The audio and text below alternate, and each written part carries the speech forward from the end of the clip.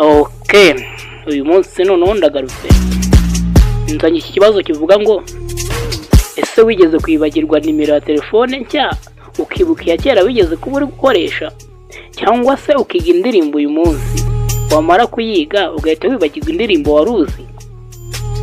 None se ibi biterwa n'iki? Uyu munsi tugiye kumenya ikintu cy'amayoberane mu bwenge bwacu cyitwa interference y'ubwenge. Yes.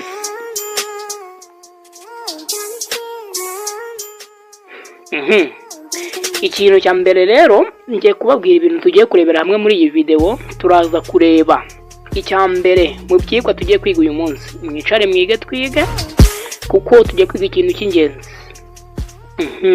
Icya mbere kiravuga ngo interference y'ubwenge ni iki, cyangwa se turareba interference y'ubwenge cyari cyo. Icya kabiri turi burebe, turareba ubwoko bubiri bukomeye bwa interference, aribwo bita proactive ndetse na retroactive interference. Ndetse ikindi turi burebe cya gatatu kiravuga ngo impamvu ibyo bintu bibaho cyangwa impamvu ibyo bintu bitubaho.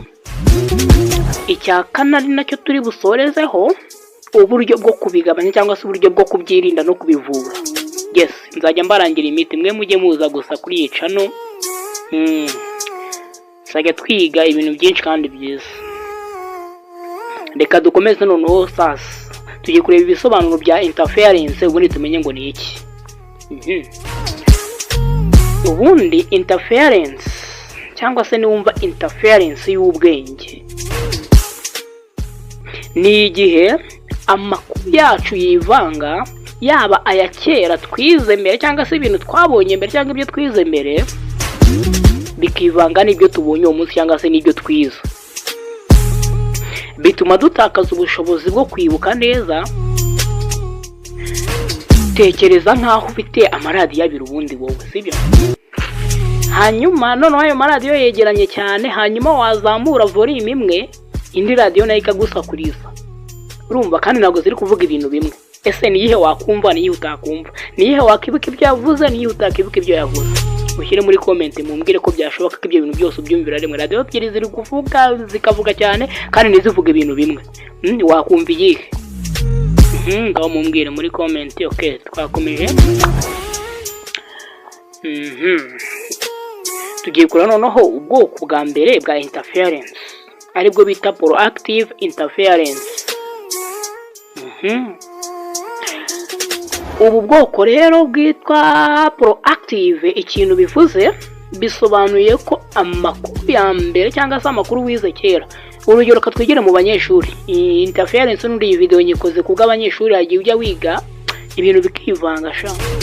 Wakiga wamara kwiga wakiga ibindi bintu gato yibagirwa bimwe bya mbere, cyangwa se wajya gusubiza ikibazo hari ibintu wize muri ndi somo, ibyo wize uwo munsi bikaza bikivanga. Rero tugiye guhera ku iyo bita proactive. Proactive bisobanuye ko amakuru wize mbere cyangwa se ibintu washyize mu mutwe wawe mbere biraza bikivanga n'ibishyashya, bigatuma amakuru mashyashya atinjira neza mu bwenge bwawe, cyangwa se bigatuma amakuru mashyashya wari ugiye kwiga utayamenya. Wajya kwiga ibintu bya bindi bya mbere bikabangamira ibyo wize aka kanya. Wajya kwiga igifaransa, icyongereza wize mbere kigatuma igifaransa kitaza, wabyumvishe? Wajya kwiga imibare kubera wize physique mbere, ugasanga ya physique wize mbere uri kuwiga ukumva wapi physique nizo ziri kugaruka gusa, imibare uri kwiga ko kanya nige mu mutwe. Yes, ibyo bayita proactive interference. Urugero naguha nanone rundi rufatika, niba wari uzi password ya kera wakoreshaga noneho hanyuma ukayihindura, ariko buri gihe ukajya ukomeza kwandika ya password ya kera aho kwandika password nshya wahinduye nyine washyize muri phone yawe nshyashya. Yes, reka twihute tudatinze video naho nshaka iba ndende, ahubwo ndashaka yuko duhita dukurikiza ubwoko bwa kabiri aribwo bita retroactive interference. Retroactive interference rero icyo bivuze cyo ni amakuru mashya urayiga none habe, wamara kubyiga bigahita bitwikira bikabisibanganya bimwe wize mbere noneho safasha. Ewe amakuru ya kera ukayabura, wakiga physique none wari warize imibare ejo, ya mibare wize ejo hubi yagurutse. Ubwo rero gahunda ihari ni iyihe? Ni ukuguha urugero. kanguha urundi rugero sa. Urundi rugero rero ni igihe uri kwiga indirimbo nshyashya, hanyuma igihe ugerageje kuririmba ya ndirimbo wari usanzwe uzi, wari warize mbere y'iyo ndirimbo, ugatangira kwibagirwa amagambo yawe, ukajya wumva ibintu biri kujya byivanga. Yes, iyo niyo bita retroactive interference y'ubwenge kabisa, bikivanga tu. Iyo bita interference y'ubwenge ni ukwivanga nyine kw'ibintu wize cyangwa se kw'ibintu uzi mu mutwe wawe, bikivanga tu. Noneho reka nkurikizaho cya gice nababwiye, tugiye kureba impamvu nyamukuru zitera interference cyangwa se interference y'ubwenge. Ikintu cya mbere kibitera kwiga ibintu byinshi mu gihe gito cyangwa se overload. Hari umunyeshuri ujya uhera mu gitondo ari kwiga cyangwa se undi muntu, cyane cyane abanyeshuri, video nayikorera abanyeshuri, ubundi abanyeshuri mwicare mwiga n'ubundi muriga, sibyo? Ugasanga wahereye mu gitondo uri kwiga, ukiga ugatsindagira ibintu mu mutwe, ejo uvuye mu mibare mu kanya ugiye mu cyongereza, ugiye muri physics, ugiye mu kinyarwanda.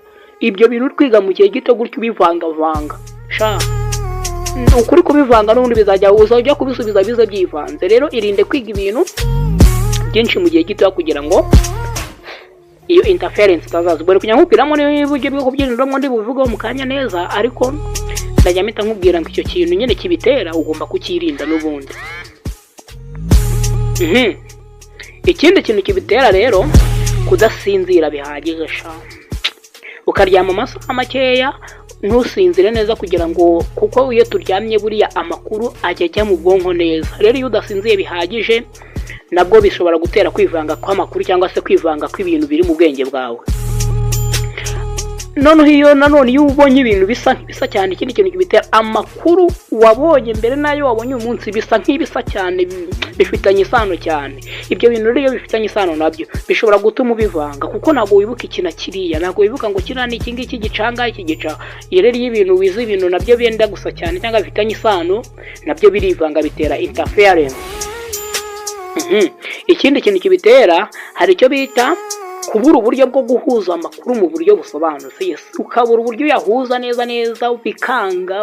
Ibyo nabyo bishobora gutuma byivanga kwa amakuru yawe wize ntabwo uri kuyahuza neza mu buryo busobanutse.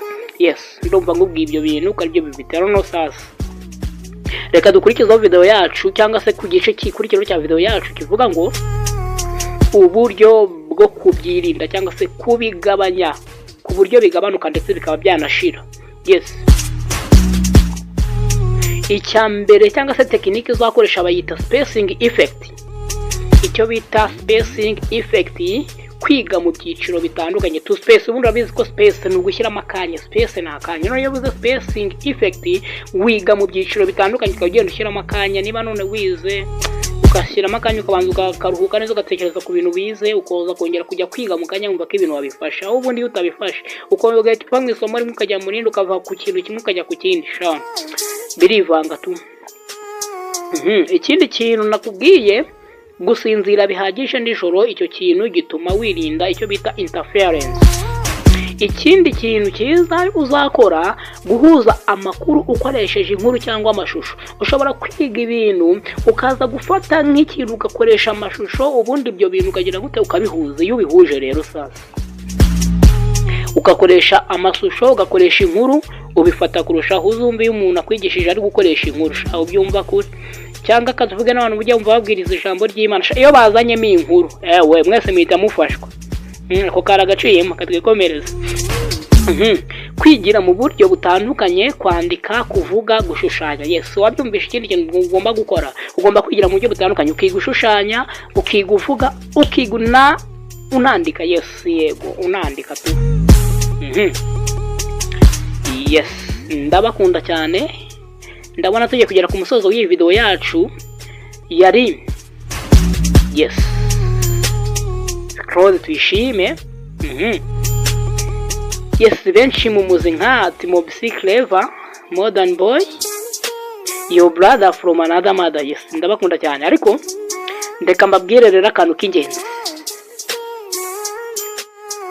Ubwo tumaze kwiga interference y'ubwenge rero, reka ngusobanurire iki kintu ni kimwe mu bintu bituma twibagirwa sha, ariko kandi ni ikintu dushobora kugenzura. buriya wabyigenzurira nawe ubwawe wowe uri kureba iyi video wagenzura ukuntu ugenda nyine byivanga kuko bituma nabyo wibagirwa nyine y'amakuru yivanze buriya uri kugenda unibagirwa. Niba rero warigeze kubibona mu buzima bwawe bikakubaho ukaba warize cyane abanyeshuri mushyire hejuru mushyire ikiganza hejuru muri comment muvuge ngo tunge nigeze kwiga ibintu birivanga, wandike urugero rw'ibyakubayeho sibyo muri comment, turebe ukuntu twese twabikira neza sibyo, turebe n'ukuntu twakwibuka neza reka. Ubundi ngiye mbakunda kubi, niyo mpamvu ntashobora kubaha ibintu bitari iby'ubwenge n'aka kantu kitwa interference y'ubwenge. Ndabizi neza ko ari akantu k'ubwenge. Ngaho rero siga comment ukore share abantu bamenye ibi bintu, numara gukora share ubundi wandike muri comment umbwire ngo iyi video uyumvishe gute, ubundi yari nziza irimo ibintu by'ubwenge cyangwa mbwira uko byumvishe mbese iragufashije cyane igufashije. Yes, let me make you in comment section. Yes, aho hasi cyane rwose urahabona comment uhita ugera gute uyishiramo, ubundi duhure mu yindi video. Wireka gukora subscribe kubera ko nukora subscribe nzajya nshyiraho video y'ubwenge nk'iyi cyangwa se n'indi nayirusha kuba y'ubwenge, kuko bigenda birushaho kugenda biza iminsi za umuntu agenda ngo kubundi ubwenge nabwo akabubasangiza. Yes, kuko duhora twiga. Yes, duhora twiga. Ubundi ubwo ngubwo iyi video yorekanye soreza ahangaha mbabwira ngo ndabakunda ariko twirinde interference, mbibutsa ibintu twize muri interference. Twize ibintu bibiri, retroactive interference na proactive interference. Yes, niba utabyumvise neza usubize video inyuma. Iki nicyo cyiza cyo kwigira kuri video, usubiza inyuma uko ushaka ukongera kumva akantu neza. Yes, ndabakunda cyane. Your brother from another mother. Ciao ciao.